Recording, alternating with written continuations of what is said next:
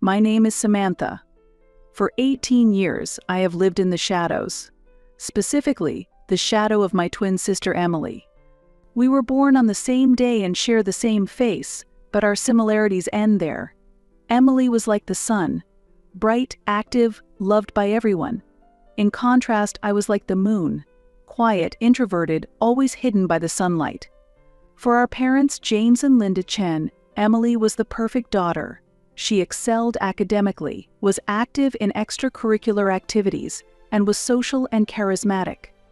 On the other hand, I was the other daughter. Not as smart as Emily, not as social as Emily, not as perfect as Emily. From a young age, I desperately tried to catch my parents' attention. I strived for good grades and even tried sports. But no matter how hard I tried, I couldn't escape Emily's shadow. "Samantha, why can't you try harder like Emily?" This is a phrase one heard repeatedly. Each time, my heart broke a little more. Emily was my twin sister, but it seemed like we lived in entirely different worlds. Her world was vibrant, filled with friends and admiration. My world was gray, filled with loneliness and yearning. In high school, this difference became even more pronounced. Emily was elected student body president and won numerous awards. Meanwhile, I was in the art club's corner, drawing unnoticed. Drawing was my only escape. On the canvas, I was free. I could create without being compared to anyone, just following my imagination. However, even this talent went unnoticed by my parents. Art. "What are you going to do with that in the future?" my father often said. "Look at Emily. She's going to medical school. That's what a good future looks like." Every time I heard those words, my heart closed off even more. I felt ashamed of not being able to meet my parents' expectations, of not being able to be like Emily. But at the same time, I was angry that they couldn't accept me as I am. My relationship with Emily was complicated. She loved me, that was certain. But she felt our differences too. Sometimes her attempts to comfort me ended up hurting more. Her sympathy seemed to widen the gap between us. "Samantha, it's okay. You have other talents," Emily often said. But behind those words, I always sensed the implied, but not as much as me. In our last year of high school, we graduated at the same time. During the ceremony, Emily gave a speech as the honor student. I sat in the audience, watching our parents proudly gaze at her. At that moment, I felt completely invisible. After the graduation ceremony, my parents threw a grand party for Emily. The house was filled with a celebratory mood, and I locked myself in my room and drew. No one came looking for me. That night, as I lay in bed, I reflected on my 18 years of life, always hidden in Emily's shadow, unable to meet my parents' expectations, struggling to find my own value. And the thought of continuing to live like this squeezed my heart with pain. But in that pain, a determination grew. No more living in someone's shadow. I vowed to live my own life. I didn't know it then, but that decision would dramatically change my life, and it would open the door to a hidden truth about our family. A week after graduation, our lives began to take an unexpected turn. At breakfast, my father suddenly stood up and announced something important. "Everyone, to celebrate Emily's excellent grades, we've decided to take a family trip to Hawaii." Emily cheered, and my mother shed tears of joy. Meanwhile, I just stirred my cereal. "Samantha," my father turned to me.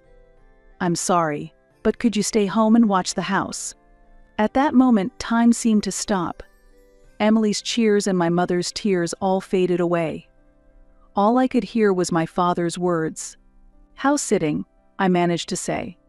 "Yes," my father answered lightly. "Someone has to look after the house, right? Besides, this is a trip for Emily. You understand, right?" "Understand?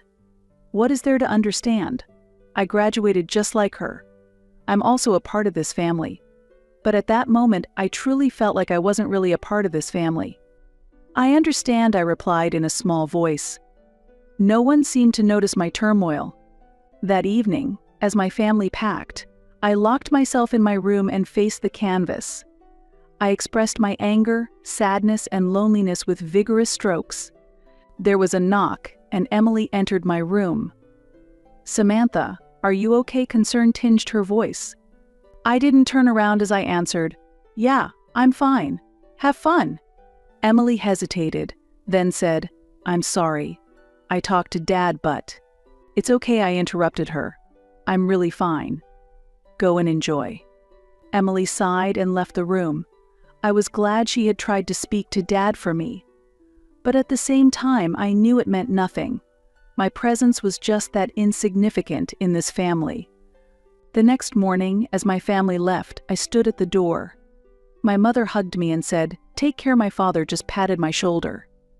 Emily looked apologetic. After they left, the house suddenly became very quiet. For the first time, I felt truly alone.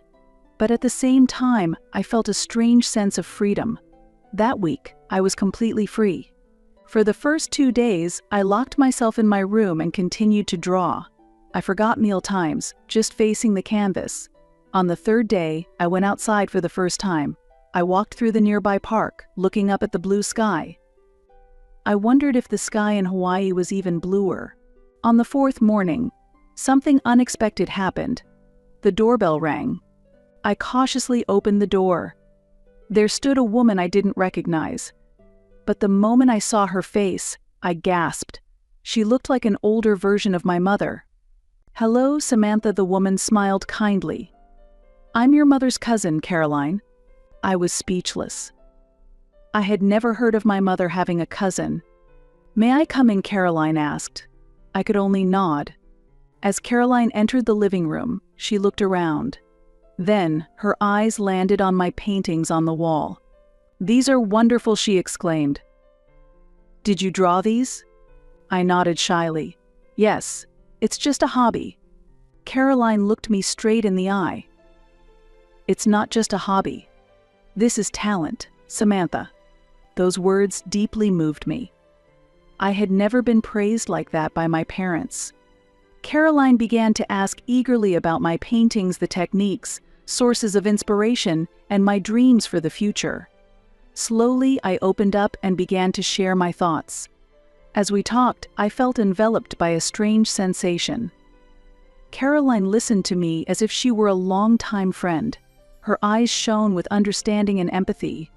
"Samantha," Caroline said seriously, "you have a great talent. You should have the opportunity to develop it." Saying this, she took a check out of her wallet. "This is for nurturing your talent." Caroline offered the check to me. I was shocked when I saw the amount. $50,000. It was unbelievable. But I stammered, bewildered. "I can't accept this much money." Caroline smiled gently. "Take it. This is an investment in your future. I believe in you." Tears filled my eyes.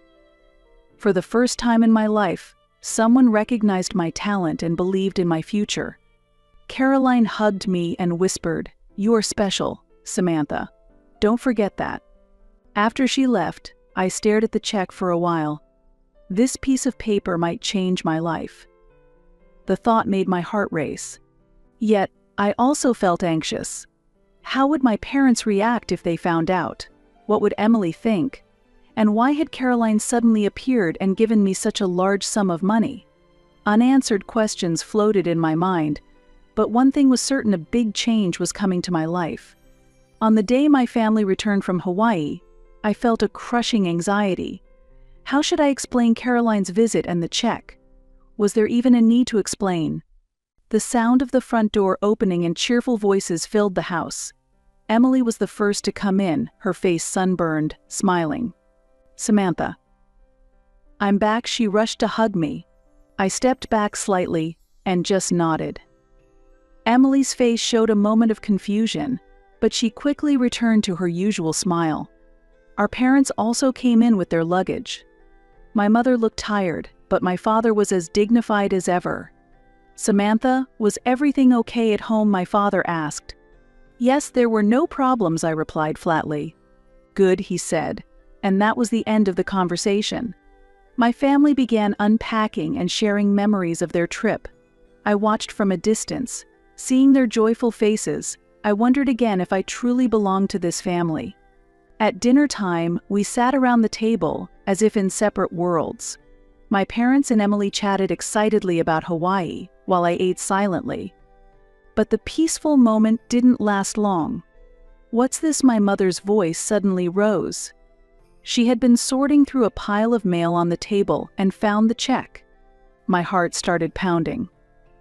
I had completely forgotten about Caroline's check. My father picked up the check and his eyes widened. $50,000? Addressed to Samantha? What is this all about? The atmosphere in the room froze. Emily stared at me in shock, and suspicion appeared in our parents' eyes. I took a deep breath and slowly began to explain. About Caroline's visit, how she had praised my paintings, and how she wanted me to use this check to nurture my talent. After I finished, there was a long silence. It felt very long to me. Suddenly, Emily spoke up. "Isn't that unfair? To receive such a large sum from a stranger while we were away?" I was shocked to see my sister. Jealousy was clear in her eyes. "Emily," I said quietly, "you received the gift of a trip to Hawaii. This is a gift for me." "But it's not just yours," Emily raised her voice. "We're twins, aren't we? We should share everything." I felt anger rising. "Share? You've monopolized everything so far. Our parents' love, attention, and admiration. This time it's mine." "Samantha," my father's voice was sharp. "What's with that attitude? Apologize to Emily." At that moment, something inside me broke.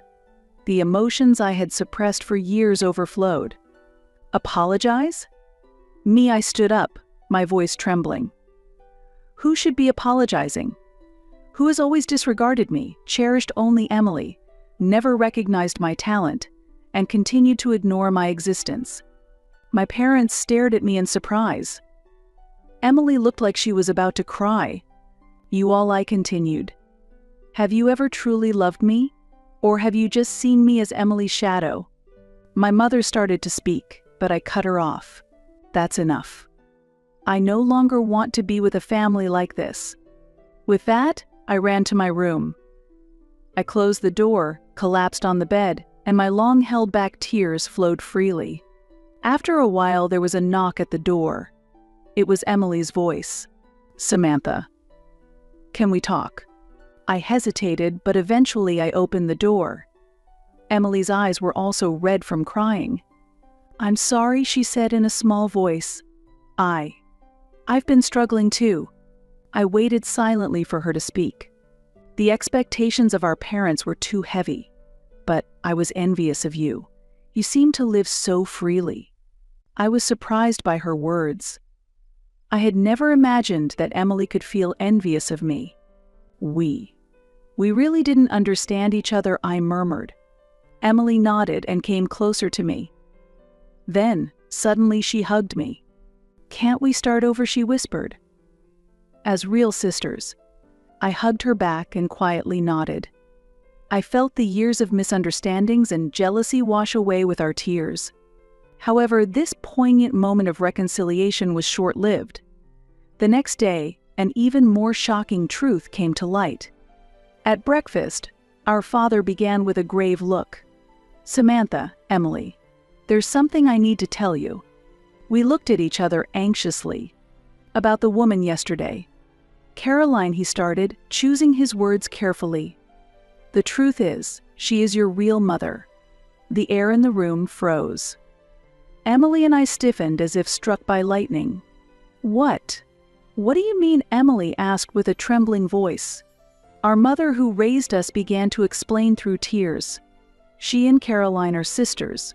Caroline had become pregnant while unmarried when we were conceived, and to protect the family's reputation, they decided to have us adopted. "But why now?" I managed to say. "Caroline was recently diagnosed with a serious illness," she answered. "She wanted you to know the truth." This confession turned our world upside down. Everything we had believed collapsed in an instant. I stood up and staggered out of the room. Emily followed me. We went out to the garden and sat silently side by side. Emotions indescribable in words swirled within us. "Samantha," Emily said quietly, "what should we do now?" I let out a deep breath. "Honestly, I don't know, but there's one thing I'm sure of." "What?" "That we have each other." Emily gave a small smile and squeezed my hand. At that moment, I felt that we truly became sisters, not just by blood, but connected by heart, and we were ready to step into a new life together. In the weeks following the revelation, our home was like a quiet storm. On the surface, daily life continued, but underneath, significant changes were occurring. Emily and I began to spend more time together than ever before. We talked about aspects of our lives we had never known, unraveling years of misunderstanding. "Samantha," Emily said one day as she came into my room, "I want to see more of your paintings." I hesitated but showed her my sketchbook. She looked at each page intently with a serious expression. "This is amazing," Emily exclaimed. "Why didn't you show me sooner?" I shrugged. "I thought no one would be interested." Emily looked sad. "I'm sorry, I didn't notice your talent either." Her words warmed my heart. I felt like I had finally received the recognition I had longed for. Meanwhile, our relationship with our adoptive parents, James and Linda, remained complicated. They continued to act apologetic and repeatedly express their regrets.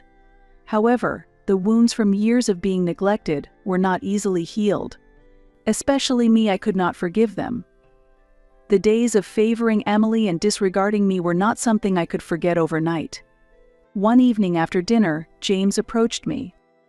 "Samantha, about your paintings," he hesitated. "Could I see your work, if you don't mind?" I was surprised but kept my composure. "Why are you interested in my paintings now?" James sighed deeply. "We made many mistakes. Overlooking your talent was one of them. I thought it might not be too late to start." I stared at him. I could see genuine regret in his eyes. However, my heart was still not healed. "I'll think about it," I said, and returned to my room. That night, I spent a long time confronting my feelings. Could I forgive James and Linda? Was it possible to build a new relationship with them? The answer was not easy to find. But there was one thing I was sure of. I would no longer live in someone's shadow. My life was mine to decide. The next day, I invited Emily to go out with me. Our destination was Caroline's house, our real mother's home. As we pressed the doorbell, we gripped each other's hands tightly. The door opened and Caroline appeared. Tears welled up in her eyes. "Samantha," Emily, she said with a trembling voice. "Thank you for coming." We silently hugged Caroline. At that moment, emotions beyond words enveloped us. It would take time to fill the years of emptiness. But this embrace felt like a promise of a new beginning. As we entered Caroline's house, we noticed that the walls were covered with paintings. She was an artist too. "When you were conceived," Caroline began with a shaky voice, "I was young and immature. I didn't think I could give you the best life."